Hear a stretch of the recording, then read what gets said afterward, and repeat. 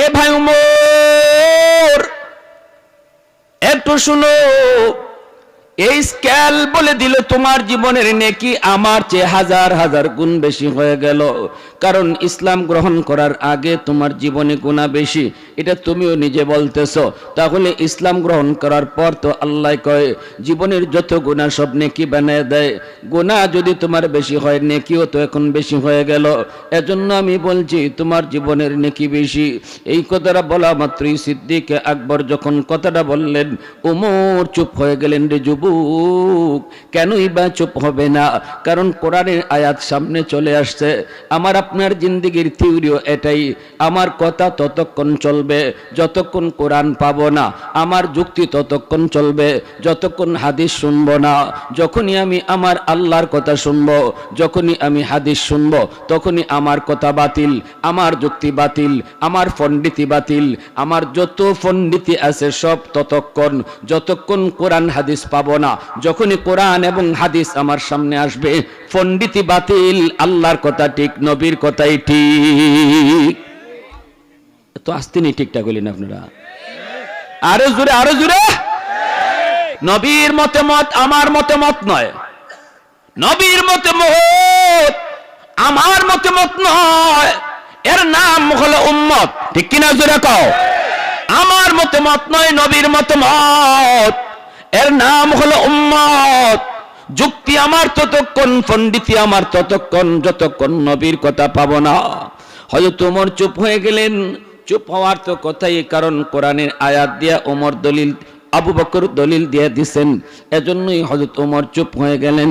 এবার ওমর ডাক দিয়ে বলতেছে, ভাই আবু বকর, আল্লাহর কোরআনের আয়াত দিয়ে তুমি স্কেল মাইপে বলে দিছো আমার জীবনের নেকি বেশি। এখানে আমার কোনো যুক্তি নেই, আমার কোনো তর্ক নেই। তবে আমি তোমার কাছে একটা প্রস্তাব রাখতে চাই। ভাই আবু বকর, যদি আমার জীবনের নেকি বেশি হয়, তাহলে আসো দুইজনের নেকি বদলা বদলি করি। বুঝিনি? আমি এত কথা কইতাম না, তর্কও যাইতাম না। যদি আমার বেশি ওই জায়গার নেকি, তো তুমি আবু বকরের জীবনের নেকি আমারে দিয়া লাও, আর আমি উমর আমার জীবনের নেকি তোমারে দিয়া লাই। কথাটা বুঝছেন না আপনারা? সিলেটি ভাষা আমি একবারে যে পারি না তা না, আইতে আইতে। আর এখানে ট্যাংরা তো আমি আগে অনেক আইছি, হয়তো মাঝখানে কিছু গ্যাপ গেছে। আমি তো আপনারা সদস্যই, ঠিক কিনা জোরে কও? মাদানী পরিষদের সদস্যই আমি। এ যুবক, যেই মাত্র হযরত ওমর এই প্রস্তাব দিলেন, আবু বকর সিদ্দিক বলতেছে, ভাই ওমর কি কও? ওমর বলতেছে, হ এটাই কথা, যদি জীবনের নেকি বেশি হয় আমারে দিবাইনি। আবু বকর নীরব হয়ে গেলেন, চুপ হয়ে গেলেন, কথা বলতে পারেন না। হযরত ওমর বিষয়টা বুঝে বলতেছে, ভাই আবু বকর, তোমার জীবনের সব নেকি আমারে লাগবে না, আমি আমার জীবনের সব নেকি তোমাকে দিয়ে দিব। বিনিময়ে শুধু তুমি তোমার জীবনের এক রাতের নেকি দিবানি। সুবহানাল্লাহ। আর একটু আস্তে কোন, নাইলে সকালে নাস্তা করে কই লইব। আরো জোরে আরো জোরে। আমি আমার জীবনের নেকি সব দিয়ে দিব, তোমার জীবনে সব লাগতো না, আমার এক রাইতের নেকি দিবাইনি। সিদ্দিক নীরব হয়ে গেলেন। আবু বকর সিদ্দিক ডাক দিয়া কয়, ভাই ওমর, কোন রাতের কথা তুমি বলতেছো একটু আমারে কও, কোন রাতের নেকি তুমি চাও? এই কথা বলতেই ওমর বলতেছি, এটা হলো সেই রাত যেই রাতে তুমি আমার মায়ার নবীর সাথে হিজরত করেছো। যেই রাতে তুমি আমার মায়ার নবীর সাথে হিজরত করেছো রে ভাই আবু বকর, ওই রাতের নেকিটা শুধু আমাকে দিয়ে দাও, আমি ওমর আমার জীবনের সব নেকি তোমার দিয়ে দিব। আমি তো ওই রাতের কথা আমি কখনো বলতে পারি না। কেমনে তুমি এত কষ্ট সহ্য করেছিলে? আমার নবীর জন্য 40টা রাত তুমি ঘুমাও নাই। নবীজি গভীর রাতে তোমার দরজার সামনে এসে নক করেছেন।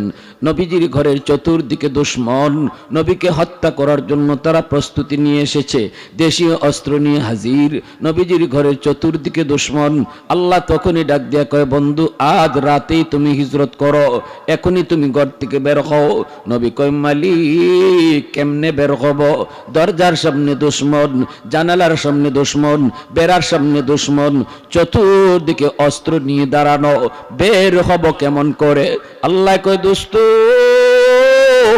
এক মুষ্টি বালি তোমার হাতে নেওয়া তোমার কাম, দুশ্মনের দিকে উড়ায় মারা তোমার কাম, আর সবগুলি দুশ্মনরে অন্ধ বানায়া দেওয়া আমি আল্লাহর কাম।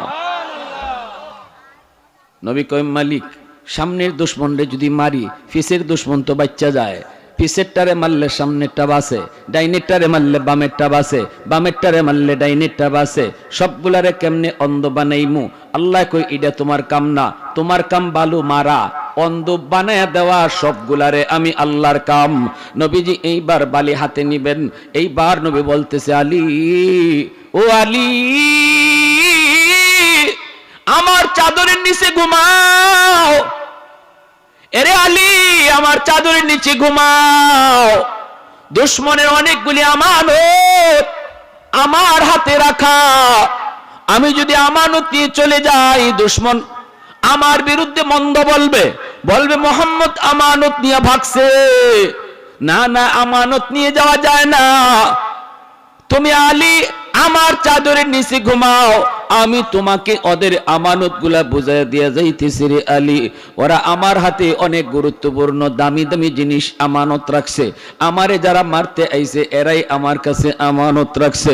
নবীকে এতটা বিশ্বাস করত দুশ্মনেরা, নবী মানত না, কিন্তু আমানতদার নবীরে কেমন মানা মানত রে ভাই, বাইরে এতটা বিশ্বাস করত না।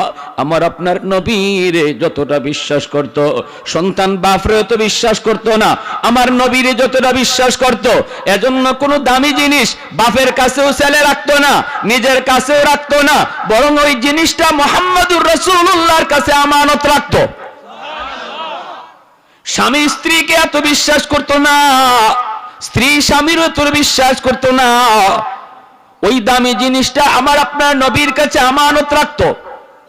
মায়ার নবী, দয়ার নবী বলে, আলী আমানতের বস্তুগুলি আমি তোমাকে বুঝাই গেলাম, তুমি চাদরের নিচে ঘুমিয়ে পড়ো, তুমি তাদের আমানতগুলি বুঝাই দিও, আমানতগুলি বুঝাই দিও। নবীজি এই কঠিন মুহূর্তে আমানতদারি কেমনে রক্ষা করতে হয় নবীজি সেটা উম্মতকে শিখায় গেছেন।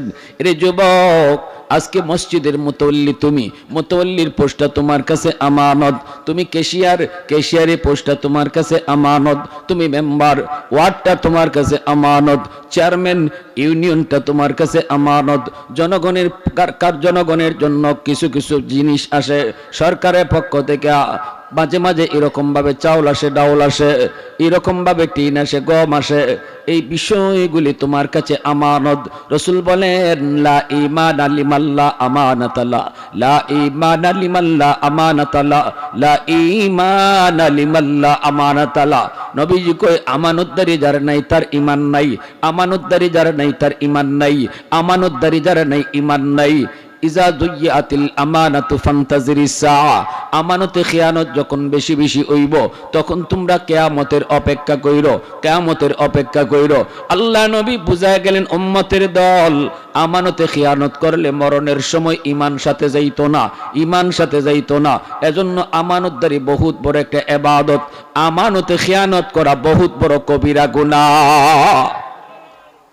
নবীজি বলেন, আলী আমার চাদরের নিচে ঘুমাইবা, রিক্স আছে কিন্তু হাই রিক্স। বলে কেমন? নবী কয়, আলী রে, ওরা ঘুমন্ত অবস্থায় আমাকে মারবে না সিদ্ধান্ত নিয়েছে, আল্লাহ আমারে জানাইছে, কিন্তু বেশি দেরি হয়ে গেলে, রাগ বেশি উঠলে, গুসা বেশি উঠলে কোন যায় না, ঘুমন্ত অবস্থায় আক্রমণ চালায় দিতে পারে। এরা কিন্তু মনে করতেছে আমি চাদর দিয়ে ঘুমো। এ আলী, ধুলামাইরা যখন অন্ধ বানাইব তখন এই মুহূর্তে আমি উঠবো আর তোমারে চাদরের নিচে ঘুম পাড়াইমু। আল্লাহু আকবার, জোরে কর। দুশ্মন মনে করবে আমি ঘুমায় রইছি, আমি মনে করি তোমাকে তোমাকে হামলা চালায় দিতে পারে, যদি তোমাকে হামলা চালায় দেয় দিতেও পারে আলী। এবার একটু চিন্তা করে দেখো, তুমি আমার এই প্রস্তাবে রাজি আছোনি? আলী কয়, নবী গো, আমাকে মুহাম্মাদুর রাসূলুল্লাহ মনে করে এরা যদি হত্যা করে ফেলে আমি খুশি মনে রাজি আছি। কেমন আশিক রাসূল ছিল সাহাবায়েরা, কেমন আশিক রাসূল ছিল আলী। নবীর জন্য মুহূর্তের মধ্যে জান দিতে প্রস্তুত। আমি আপনি হইলে একটু চিন্তা করতাম, ঠিক না? যে আল্লাহ রে হাসুই তো, যদি আইয়া মাইরা দেয় মুহাম্মদ মনে কইরাতে তো আমার কাম শেষ। একটু চিন্তা করতাম। আলী কয়, কোন চিন্তা ছাড়া গো নবী আমারে চাদরের নিচে ঘুম পাড়ায় দেন, আর আপনি আল্লাহর হুকুমে হিজরত শুরু করেন। সুবহানাল্লাহ। নবীজির কাছে, নবীজি আলীর কাছে আমানত বুঝায়া, নবীজি এইবার বের হবেন। আমি আপনি যদি আল্লাহরে প্রশ্ন করি, মালিক তোমার বন্ধু তো আমানত আলীরে বুঝায় গেল, কিন্তু তুমি তোমার আমানত কার হাওলা করেছো? আলীর হাওলা করেছে তোমার বন্ধু তার আমানত, কিন্তু তোমার আমানত তুমি কার হাওলা করছো? ঘর থেকে বাইর করে কার হাওলা করছো? আল্লাহ জবাব দিয়ে কইব, আমি আমার আমানত আমার আবু বকরের হাওলা করছি। নবী কয়, আল্লাহ হুকুম জারি করেছে বন্ধু, আবু বকরের বাড়ি যাও, আবু বকরের বাড়ি যাও। নবীজি দরজার পাশে এসে আস্তে করে ডাক দেয়, আবু বকর। একটা ডাক শুধু নবী দিলেন, আস্তে করে ডাক দিলেন, কারণ লম্বা বড় করে আওয়াজ দেওয়া যাবে না। শয়তান তো জানায় দিছে তোরা কার অপেক্ষা করস। চাদরের নিচে যে গুমকে মুহাম্মদ না আলী? আবু জাহেল কয়, কও কি? আমরা তো দেখলাম শুরু থেকে মুহাম্মদ। কয় না, এখন আলী। ইবলিসে কয়, মুহাম্মদ গেছি গা। আবু জাহেলে কয়, কেমনে গেল? কয়, তোরা যখন চোখ কসলাইছ তখনই গেছে। সুবহানাল্লাহ। কোন তোরা যখন কিতারে চোখ কিতাব পড়ছে, কিতাব পড়ছে কইতেছ, এই ফাঁকে দিয়ে মুহাম্মদ চলে গেছে। আবু জাহেল কয়, তাড়াতাড়ি ভিতরে ঢুকো। ঘরের ভিতরে ঢুইকা চাদর টান দিয়া দেখে ঠিকই আলী ঘুমায় রইছে। আবু বকর, নবী আবু বকরের দরজার সামনে দাঁড়ানো, আর এই দিকে আবু জাহেল ঘোষণা দিয়া দিল, মুহাম্মদকে যে ধরতে পারবা তারে 100টা উট পুরস্কার দেওয়া হবে। আল্লাহর নবীর জন্যই যায় আস্তে করে ডাক দিয়েছেন, আস্তে করে একটা ডাক দিয়েছেন মাত্র, আবু বকর। মুহূর্তের ভিতরে সিদ্দিক দরজা খুলে দিলেন। নবীজি ভিতরে ঢুইকা কয়, আবু বকর, এত আস্তে করে তোমারে ডাক দিলাম, মানুষ মানব দানব সব ঘুমায় রইছে, পাকপাকালি ঘুমায় রইছে, পোড়া পিন পতন নীরবতা, মক্কার কোনো মানুষ জাগ্রত নাই, পাকপাকালিও ঘুমিয়ে আছে, পাখিরা এখনো উঠে নাই, কিচির মিচির করে নাই। রে আবু বকর, এই মুহূর্তে তুমি এত তাড়াতাড়ি ঘুম থেকে কেমনে উঠছো? সিদ্দিক চোখের পানিটা সাইনা ডাক দিয়া কয়, নবী গো, আজ থেকে 40 দিন আগে আপনি ইশারা দিয়া কইছিলেন, আবু বকর, যে কোনো এক রাত তোমাকে নিয়ে আমি হিজরত করব, সতর্কতাই গো। নবী গো, ওই রাত থেকে নিয়ে আজ রাত পর্যন্ত 40টা রাত আমি আবু বকর বিছানায় পিঠ লাগাই না, দরজার পাশে দাঁড়া দাঁড়া অপেক্ষা করি আমার মায়ার নবী কখন আইসা আমারে ডাক দে। আমি যদি ঘুমায় থাকি তাহলে দরজা খুলতে দেরি হবে, আপনার কষ্ট হবে। এজন্য দরজার পাশে দাঁড়ায় দাঁড়ায় সারা রাত কাটাই। ইয়া রাসূলুল্লাহ, চলেন গো নবী, চলেন। নবীকে নিয়ে রওনা দিয়ে দিলেন। নবীজি আবু বকরের কপালে চুমু খায়া চোখের পানিটা মুইসা আল্লাহর কাছে ডাক দিয়ে কই, মালিক, যে আবু বকর 40 রাত ঘুমায় না, দরজার সামনে দাঁড়ায় দাঁড়ায় রাত কাটায়, ওই সিদ্দিকের উপরে আমি খুশি, তুমি আল্লাহ খুশি হয়ে যাও। তামাম উম্মতের ঋণ আমি শোধ করতে পারবো, কিন্তু আমার আবু বকরের ঋণ আমি নবী শোধ করতে পারবো না। ছুটলেন গভীর রাত, ওই সেই গারে সুর, যেই গারে সুরে নবীকে নিয়ে আশ্রয় নিবেন। পাহাড়ে অনেক উঁচাই সেই গুহা, এই গুহায় নবীকে নিয়ে উঠবেন। পাহাড়ের নিচে যাইয়াই সিদ্দিক ডাক দিয়া বলে, ইয়া রাসূলুল্লাহ, ইয়া হাবিবাল্লাহ, ওগো নবীজি পাহাড়টা অনেক উঁচা, এই পাহাড় বায়া বায়া গুহায় পৌঁছলে আপনার কষ্ট হবে, আপনার বড় কষ্ট হবে গো নবী। আপনি আমার পিঠে উঠেন, আমি আপনার পিঠে লইয়া পাহাড় বায়া বায়া গুহায় গে পৌঁছবো।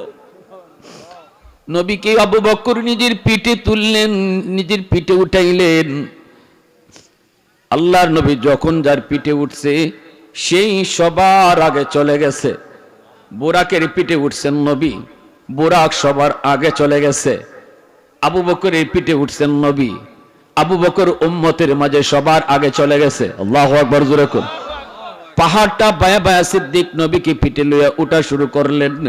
এর যুবক, মক্কা মদিনা যারা জিয়ারত করতে গেছেন, গারে সুর আপনারা দেখেন, বিশাল বড় পাহাড়ের উপরে সেই গুহা। সাহস হয় না, আমার সাহস হয় নাই উঠতে, আমি সাহস করতে পারি নাই। অনেক মানুষের উঠে রাস্তা করে দেওয়া হয়েছে, জায়গায় জায়গায় আবার জুসের দোকান, জায়গায় জায়গায় পানির দোকান রাখা হয়েছে। এই অবস্থায় উঠলে পরে আপনার গলা শুকায় আসবে। রাস্তায় রাস্তায় পয়েন্টে পয়েন্টে আপনারে থামতে হবে, জিরাইতে হবে, জিরায়া জিরায়া পানি খায়া জুস খাইয়া আপনারা উঠা লাগবে। কিন্তু আবু বকর যেদিন আমার নবীর নিয়া পাহাড়ের উপরে উঠেন, ওই দিন কোনো পাহাড়ের রাস্তা ছিল না। আল্লাহু আকবার জোরে কও। জায়গায় জায়গায় কোনো পয়েন্ট ছিল না, না না কোনো পয়েন্ট ছিল না। জুসের দোকান, পানির দোকানও ছিল না। আবু বকর আমার নবীর পিঠের মধ্যে লইয়া ওই পাহাড়ের পাথরের মধ্যে পা দিয়া দিয়া উপরে উঠতেছে, পাথর বায়া বায়া উপরে উঠতেছে। আবু বকর কথাগুলি বলতেছেন, ওমর আর চোখের পানি ফালায়া কাঁদতেছেন। ওমর কান্দে আর কয়, আবু বকর জানোনি আমি কোন রাতের নেকি চাই?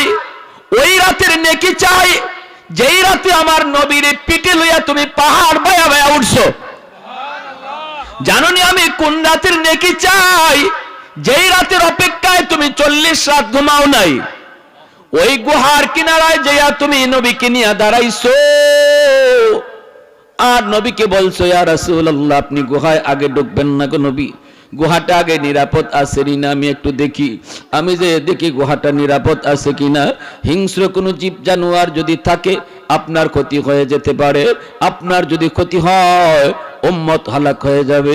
আমি আবু বকরকে যদি সাপে কামড়ায়, আমারে যদি বাঘে খায়, আমারে যদি ভাল্লুকে খায়, উম্মতের তেমন ক্ষতি হবে না।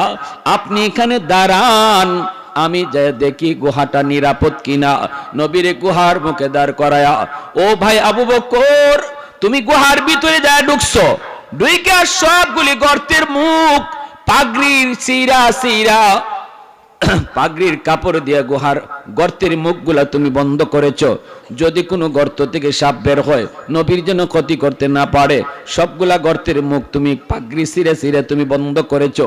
একটা গর্তের মুখ বন্ধ করার মতো কাপড় তোমার ছিল না গো, ওই গর্তটা নিজের পা দিয়ে তুমি আটকায় রাখছো। আল্লাহু আকবার।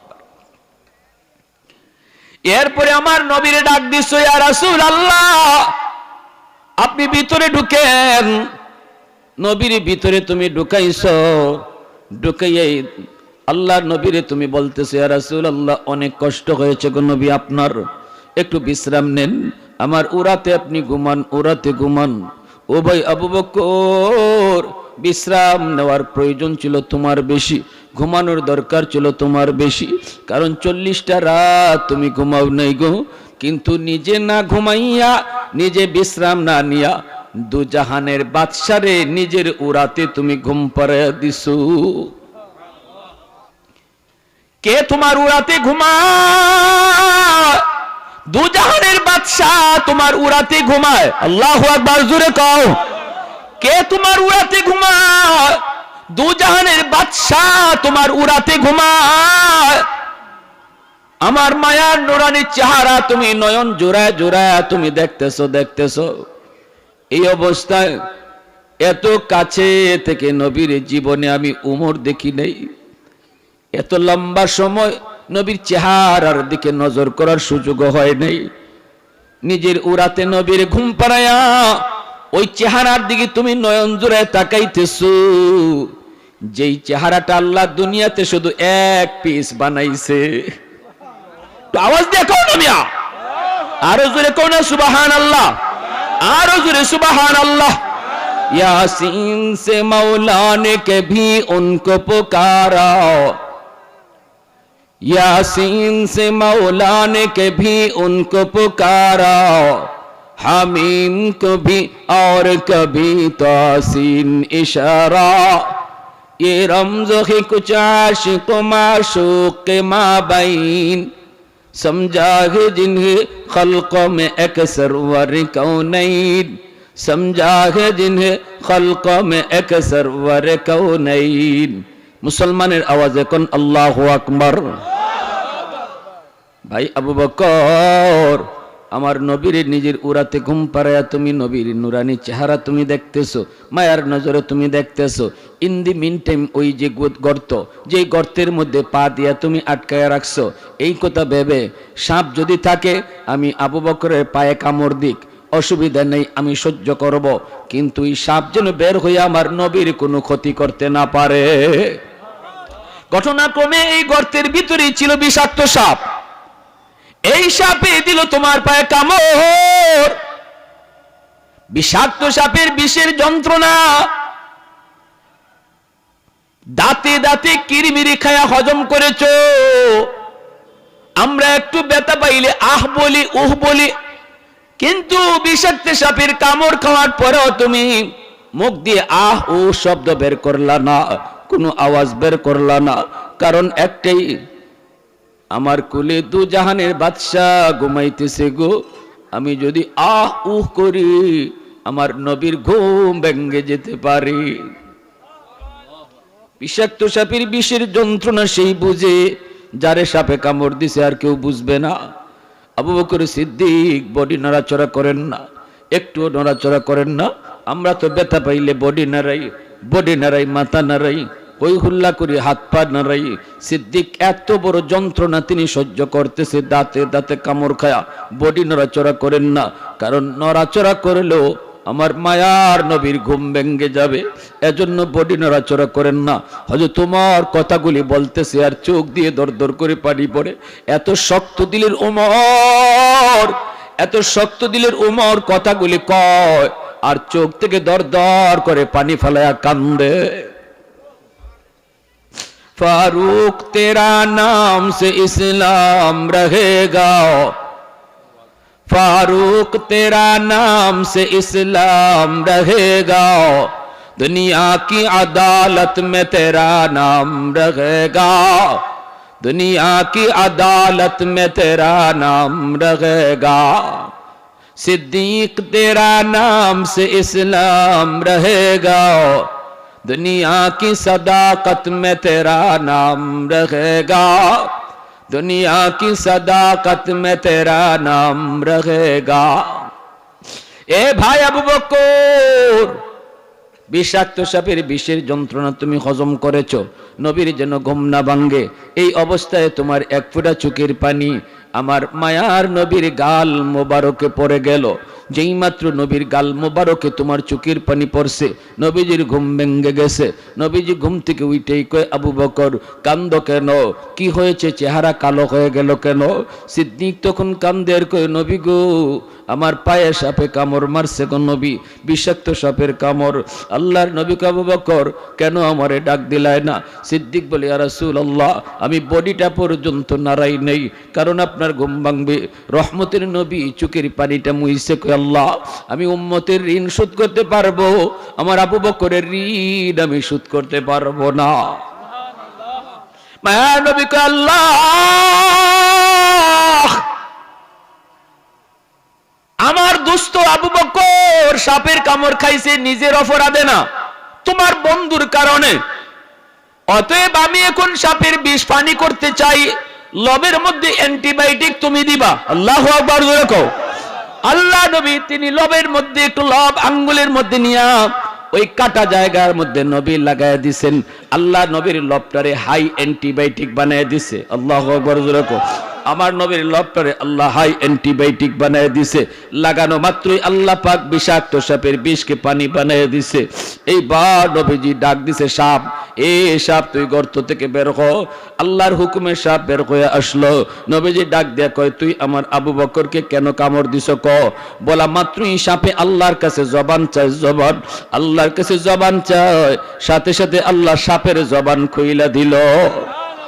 সাপে ডাব দেয়া কই, নবী গো মাপ চাই, ওগো নবী মাপ চাই, মাপ চাই, মাপ করে দেন, আমি ইচ্ছা করে আপনার বন্ধুরে কামড় দেই নাই, আমি অপারগ হয়ে কামড় দিছি গো নবী।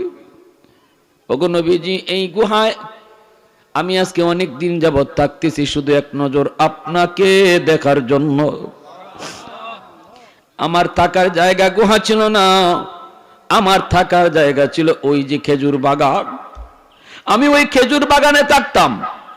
আমার খেজুর বাগানের পাশ দিয়ে দুইজন তাওরাত কিতাবের আলেম, তাওরাত কিতাবের দুইজন আলেম তারা যায়, আরেকজনকে ডাক দেয়া কয়, দোস্তু, এ দোস্ত একটু ছায়া দেখ, ওই যে গুহাটা দেখা যায়, এই গুহাটাই হলো গারে সুর।